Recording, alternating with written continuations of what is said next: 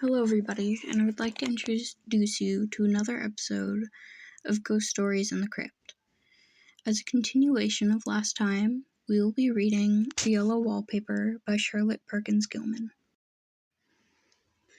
Out of another, I get a lovely view of the bay and a little private wharf belonging to the estate. There is a beautiful shaded lane that runs down there from the house. I always fancy I see people walking in these numerous paths and arbors, but John has cautioned me not to give away to fancy in the least. He says that with my imaginative powers and habit of story-making, a nervous weakness like mine is sure to lead to all manner of excited fantasies, and that I ought to use my will and good sense to check the tendency. So I try. I think sometimes that if I were only well enough to write a little, it would relieve the press of ideas and rest me. But I find I get tired when I try. It's so discouraging not to have any advice and companionship about my work. When I get really well, John says he will ask Cousin Henry and Julia down for a long visit, and he said he would as soon put fireworks in my pillowcase as to let me have those stimulating people about me. I wish I could get well faster, but I must not think about that. This paper looks to me as if it knew what a vicious influence it had. There is a recurrent spot where the pattern lolls like a broken neck, and two bulbous eyes stare at you upside down. I got positively angry with the impertinence of it all, and the everlastingness. Up and down, sideways they crawl, and those absurd, unblinking eyes are everywhere. There is one place where two breaths don't match, and the eyes go all up and down the line, one a little higher than the other. I never saw so much expression in inanimate object before, and we all know how much expression they have. I used to lie awake as a child and get more entertainment and terror out of a blank wall and plain furniture than most children would find in a toy store. I remember what a kindly wink the knobs of our big old bureau used to have, and there was one chair that always seemed like a strong friend. I used to feel that if any of the other things looked too fierce, I could always hop into the chair and be safe. The furniture in this room is no worse than inhumorous. However, for we had to bring it all from downstairs. I suppose when this was used as a playroom, they had to take the nursery things out, and no wonder. I never saw such ravages as the children have made here. The wallpaper, as I said before, is torn off in spots, and it sticketh closer than a brother. They must have preservance as well as hatred.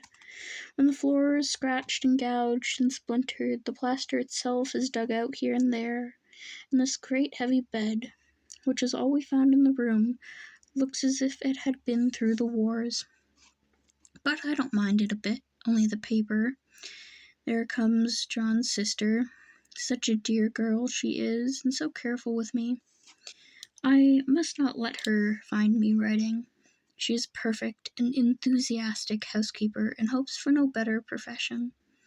I verily believe she thinks it is the writing which made me sick, but I can only write when she is out, and she sees her a long way from these windows.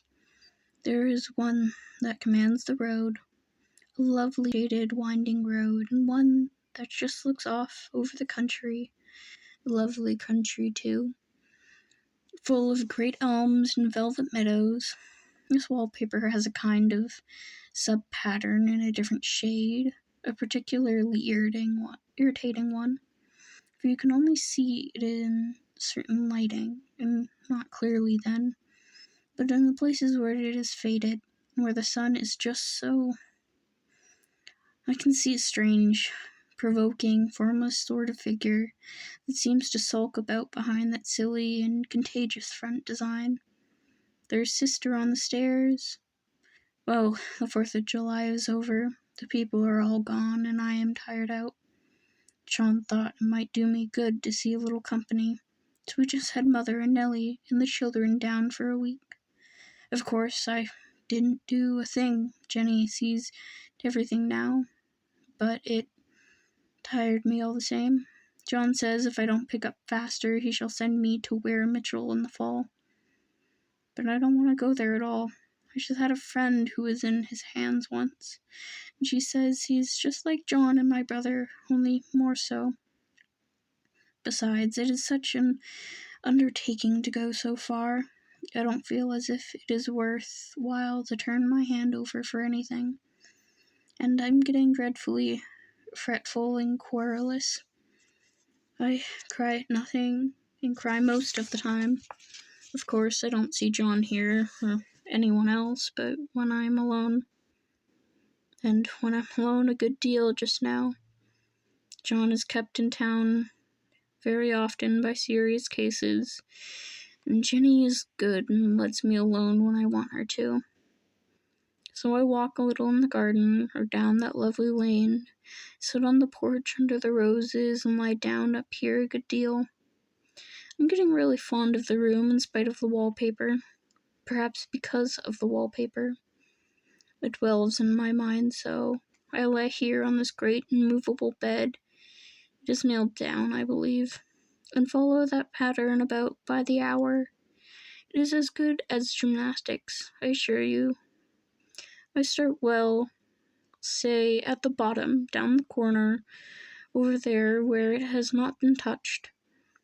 I determine for the 1000th time that I will follow that pointless pattern in some form of conclusion.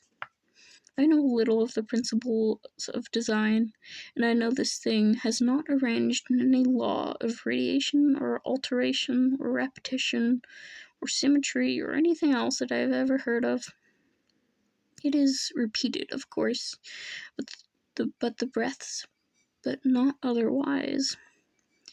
Looked at it in one way, each breath stands alone, the bloated curves and flourishes, a kind of debased romanticus. With delirium, terrarium, go waddling up and down isolated columns of fatality. But, on the other hand, they connected diagonally, and the sprawling outlines run off in great slanted waves of optic horror, like a lot of wallowing seaweed in full chase. And with that, that's the end of part 2 of the yellow wallpaper.